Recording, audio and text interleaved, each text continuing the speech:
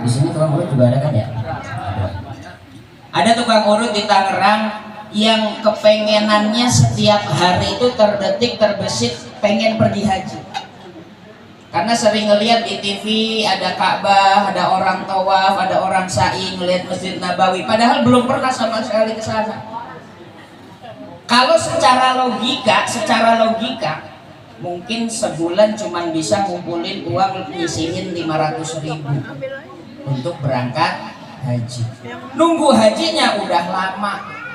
Belum lagi nanti daftarnya pakai duit, pelunasannya pakai duit dan lain sebagainya. Suatu saat ada salah satu pelanggan ini aja dia dioper yang dapat tanah gusuran. Gusurannya bukan jutaan, miliaran. Gusuran tol itu. Kemudian cerita-ceritalah pas lagi ngurut gitu kan, Pak saya pengen banget pergi haji gitu ya, kira-kira bisa nggak ya? Bismillah aja, mudah-mudahan Allah yang kasih jalan. Akhirnya suatu saat ketika digusur tersebut pelanggan itu pengen pergi haji. Cuma karena pelanggan ini punya sakit apa ya, semacam pegel-pegel gitu, harus diurut tiap minggu, nggak bisa kalau nggak diurut tiap minggu. Akhirnya begitu ngobrol, si tukang urut tadi diajak untuk berangkat haji. Begitu tukang urut tersebut diinfo mau diberangkatin haji, saya nggak punya duit Pak. Gak usah mikirin duit, pokoknya kamu berangkat saya bayarin haji yang langsung berangkat.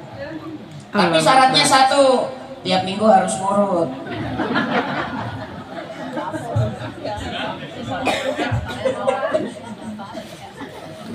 Begitu dapat itu mau, itu tukang urut mau. Pas pulang ke rumah dengan senang hati ngomong sama istri, Ma, alhamdulillah dapat rezeki. Apa rezekinya? Bapak mau diberangkatin haji. Sama siapa? Sama pelanggan urut tadi. Gak bisa Pak, katanya. Kenapa gak bisa Bu? Gak boleh Bapak berangkat kalau gak ngajak saya. Bapaknya galau tukang urutnya tadi, berangkat tapi nggak boleh harus ngajak istri, tapi nggak enak kan ngomong sama majikannya, gimana caranya? Akhirnya urut lagi pas minggu depan, beraniin dia ngomong, Pak mohon maaf saya nggak bisa jadi berangkat. Lo kenapa? Nggak boleh sama Karena istri. Kenapa nggak boleh? Kalau saya berangkat istri saya harus ikut. Emang ibu-ibu tuh irian orangnya. Akhirnya bapak tersebut musyawarah sama keluarganya, gimana nih? Alhamdulillah atas izin Allah, anak-anaknya, keluarganya mengizinkan. Akhirnya tukang urut tersebut bisa berangkat haji pada tahun itu juga, suami istri. Gara-gara urut. Makanya kalau mau bisa cepat pergi haji, jadi tukang urut. Itu salah satu contoh optimisme. Dan sekarang alhamdulillah ini program pemerintah tahun ini yang khusus haji reguler. Kalau ada orang yang umurnya 79 tahun minimal, dia sudah daftar minimal 4 tahun yang lalu, itu langsung bisa berangkat tahun ini. Minimal 79 tahun. Jadi program pemerintah sekarang itu ada yang namanya ramah lansia. Ketika ada lansia yang udah berumur minimal 79, itu akan diberangkatkan duluan asalkan daftarnya dari 4 tahun lalu minimal. Itu haji ramah lansia. Ini perlu diketahui, di Indonesia jamaah haji paling tua tahun ini umurnya 114 tahun. Masih hidup, masih sehat lagi, bisa berangkat haji. Kalau secara akal, secara logika, kira-kira umur kita nyampe nggak 114? Tapi kalau secara hati kita optimis sama Allah, apapun yang terjadi Allah akan takdirkan. Kayak tukang urut tadi, secara akal, secara logika manusia nggak mungkin dia bisa berangkat haji lawang cuma sebulan 500. belum nanti seberang daftarnya, belum nunggu dan lain sebagainya. Tapi kalau Allah Subhanahu wa taala sudah berkehendak, tidak ada yang tidak mungkin bagi Allah Subhanahu wa taala. Yuk maka mari sama-sama kita niatkan dalam hati kita, sama-sama ingin berangkat haji. Kapanpun waktunya, berapapun uangnya, insya Allah yang nyukupkan adalah Allah Subhanahu wa taala. Tinggal pulang dari sini, ibu-ibu nanti buka lemari, lihat emasnya yang mana yang mau gua jual ini. Ini mau daftar tadi. Dan insya Allah mudah-mudahan doakan bersama Pak Hurfi dan Ibu buat tadi ini nanti akan berangkat haji bareng saya tanggal 5 Juni berangkatnya. Pulangnya kembali ke Indonesia tanggal 3 Juli 2023. Kita doakan mudah-mudahan beliau-beliau semua sehat walafiat. Amin. Dan nanti ketika sebelum Pak Hurfi dan Ibu berangkat, tolong jangan sungkan titip doa sama beliau. Tapi kalau bisa nitip doanya nitip doa beneran. Kadang ada orang nitip doa cuman basa-basi, Pak mudah-mudahan lancar saya titipin doa ya Pak biar sehat biar apa. Tapi cuman ngomong, kan Pak Hurfi di sana nanti lupa siapa aja yang nitip doa. Maka kalau bisa tolong titip doa, mudah-mudahan bisa pakai kertas. Boleh ya Pak Hurfi ya?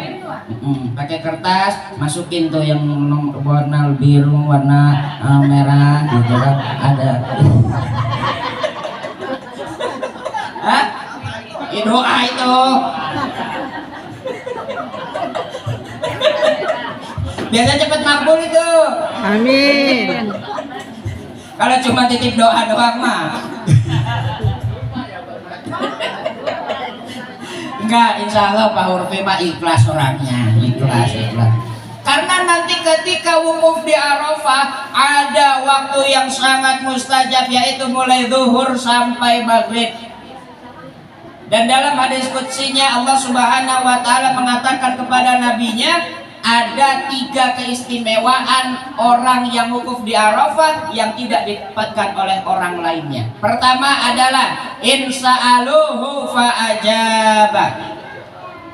Kalau mereka minta kepada Allah pada wukuf di Arafah apapun permintaannya, maka pasti Allah akan berikan dan diijabah permintaan tersebut. Amin. Berarti bisa mintanya terkait duniawi maupun terkait ukhrawi. Maka titip doa ditulis kalau bisa. Ya cuman doanya yang wajar-wajar aja ya. Jangan sampai ada doa Pak Hurfi doain dong biar 2 istri saya pada akur ya. Itu nanti di belakang aja, belakang layar ya. Ntar Pak Hurfi bacanya deg-degan juga dia waktu di Arafah. Kemudian yang kedua yang Allah berikan keistimewaan kepada orang yang wukuf di Arafah adalah fa in da'auhu fa ajaba. Ketika mereka berdoa kepada Allah Subhanahu wa taala, maka Allah akan kabulkan semua doa-doanya. Amin. Maka kalau doa itu biasanya berkaitan dengan lebih banyak ukhrawinya. Apapun yang kita minta, apapun yang kita mau, Allah akan kabulkan bagi orang-orang yang wukuf di Arafah. Wa inistaghfiru faghfara lahum. Kalau mereka minta ampunan dosa kepada Allah Subhanahu wa taala di padang Arafah pada saat wukuf, maka Allah akan ampuni semua dosa-dosa. Amin ya rabbal alamin. Nanti ketika wukuf di Arafah itu tanggal 9 Zulhijjah, Pak Hurfi dan Ibu, di Indonesia itu kira-kira mulai waktunya jam 4 sore. Besoknya Lebaran, kita lagi puasa Arafah. Di Mekah di Arab jam 12, di Indonesia jam 4 sore. Itu adalah waktu yang sangat mustajab, yang paling mustajab, dan tempat paling mustajab di dunia pada saat itu adalah Arafah. Maka nanti saya anjurkan Pak Hurfi ketika wukuf di Arafah HP-nya dimatiin. HP dimatiin. Gak boleh nyalain megang HP sebelum datang waktu maghrib. Mulai zuhur sampai maghrib. Maka Bapak Ibu nanti khususnya keluarga kalau jam 4 sampai kira-kira jam 10 malam di Indonesia ini, itu Pak Hurfi dan Ibu gak bisa dihubungin.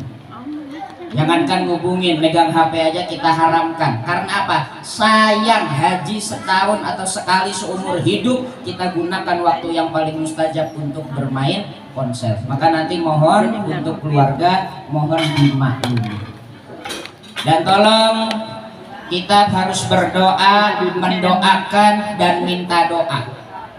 Begitu nanti berada di Mekah, berada di Madinah, ketiga pokok komponen tersebut harus kita ikuti.